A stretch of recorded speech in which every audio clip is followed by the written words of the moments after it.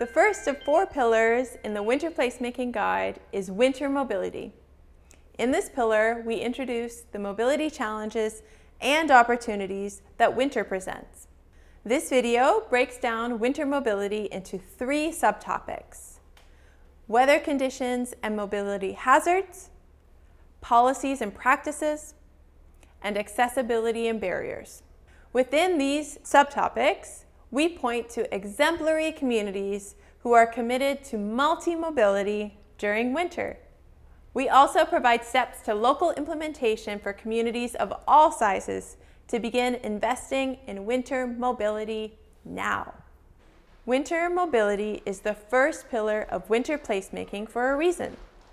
Mobility challenges during snow and inclement weather are often the first things that come to mind when we hear of an impending storm on the news. Mobility during winter can be a challenge for many people, especially for those who require the assistance of mobility devices, parents with strollers, and everyone in between.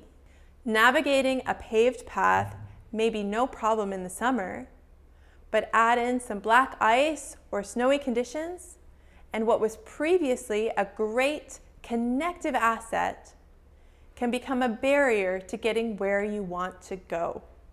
Winter weather can also be unpredictable and can quickly create inaccessible, dangerous, and unfriendly outdoor environments, especially for older adults. And winter doesn't just mean mountains of snow. Winter creates barriers to mobility even in communities where winter means rain, extreme cold, and a loss of daylight. Winter shouldn't be a time when those with mobility concerns stay indoors, but in order to create winter communities where everyone can enjoy the outdoors safely, mobility challenges need to be actively addressed, and this is where placemaking can play an important role. Placemaking is the collective reimagining and reinventing of public spaces. The collective part during winter means that folks with mobility concerns and those who are most impacted by unmaintained sidewalks and transit stops have the opportunity to have their voices heard and their needs met in public space. There's a saying in disability studies, nothing for us without us. And in the context of winter placemaking, this means that when investing in snow maintenance in public spaces, folks with mobility concerns are active co-creators in deciding where and when priority snow removal needs to happen. This is a concept that has been embraced in Grand Rapids, Michigan. Here you'll find shovels affixed to the bus stops for residents to take the lead on clearing sidewalks or transit stops, creating a self-sustaining, community-driven shoveling system where community takes care of community. These shovels were added after a series of AARP state office-led listening sessions with folks with mobility concerns and transit riders during the winter. Winter placemaking, equity, and access go hand in hand. Placemaking is often associated with fun programming and public art, but winter placemaking has the power to be so much more. It has the power to make impactful, positive changes to how people of all ages and abilities move through their communities all throughout the year. It isn't just about events and snowy activities, although those are great. It is also about creating communities that are hospitable for all people to live, shop, work, and play in all 4 seasons. It's about the right to safe, accessible, and maintained parks and public spaces all year round. There are a lot of standout communities that have found the right tools to address the mobility challenges winter presents.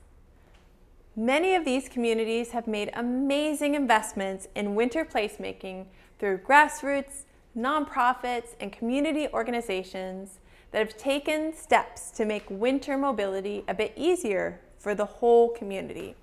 For example, in Chicago, nonprofit groups like My Block, My Hood, My City have taken shoveling priority pedestrian areas into their own hands.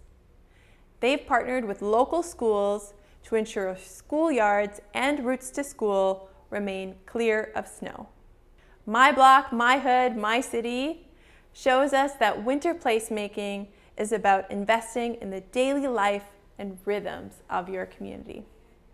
Let's go to Cloquet, Minnesota. The city converted grass mowers into sidewalk plows, showing that improving winter mobility may simply require the modification and adaptation of existing services. The prioritization of the pedestrian realm in Cloquet is fantastic, as is their creativity. They have developed a network of priority sidewalks to be cleared after major snowfalls, and Parks Department staff perform the work using the once grass, now snow clearing tractors with 5-foot wide broom attachments. This helped the city launch its sidewalk clearing program with a small initial investment of only the snow attachment and no need for additional staff. This kind of thinking through small adjustments or add-ons to existing services can make a big impact. Let's go over to Wells, British Columbia. This community also understands that older adults have different mobility patterns and concerns than other members of the population. In response to this, the local paramedics supported the town in an in-depth engagement with community elders to identify priority snow clearing routes. Armed with information on community needs and accessibility concerns, the town reworked the snow plowing route to prioritize the mobility gaps for older adults who may be in more need of emergency medical attention and therefore require clear roads to get to local healthcare centers. Now to Minneapolis, Minnesota. The Greenway Bike Lane Clearing Prioritization Program ensures that bike lanes in the city are cleared within 24 hours of a snow event. Let's make our way to Eau Claire, Wisconsin. Their winter route program provides a 4-mile-long connected and plowed trail for walkers, bikers, and all recreational users to enjoy. These are just a few of the examples that point to the potential for communities of all sizes to invest in different types of winter mobility. Whether it be the conversion of grass mowers into sidewalk plows, the creation of priority plowing and shoveling route for older adults, or ensuring that people still have active mobility options throughout the winter. Remember that winter can be a fun, accessible, and inclusive time of the year when equity is at the forefront of all initiatives. Folks with mobility concerns are the most impacted by winter and should thus be co-creators in mobility strategies. Read the guide for a deeper dive into Pillar 1, Winter Mobility. And stick around for the next 3 videos introducing winter fun and programming, winter warmth, and winter health and resources.